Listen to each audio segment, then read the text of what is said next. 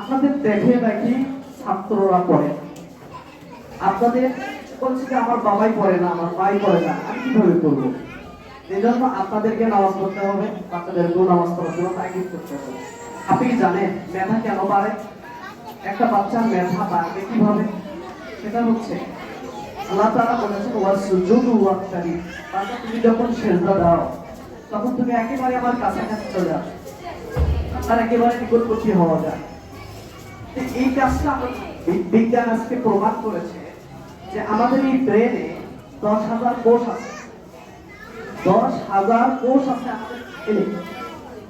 তো আমরা যখন আমাদের এই রক্তগুলো ব্লাডগুলো সচরাচর ব্রেনে যায় না, ব্রেনে সচরাচর রক্ত প্রবাহিত হয় না উপরের দিকে।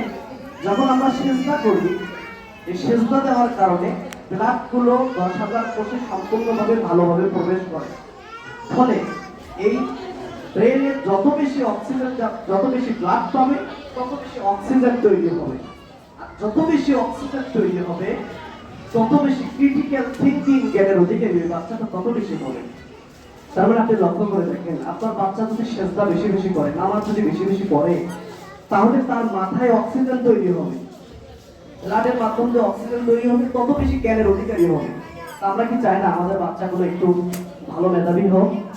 আমরা চাই। আমরা এই জন্য তো প্রতিষ্ঠানে দিয়েছি যে এখানে একটু মাদ্রাসায় পড়াশোনা করবে, নামাজ পড়বে, রোজা করবে, এগুলো বিষয়গুলো শেখানোর জন্য দিয়েছি। পাশাপাশি বাংলা, ইংরেজি, আরবি এগুলো শিখবে।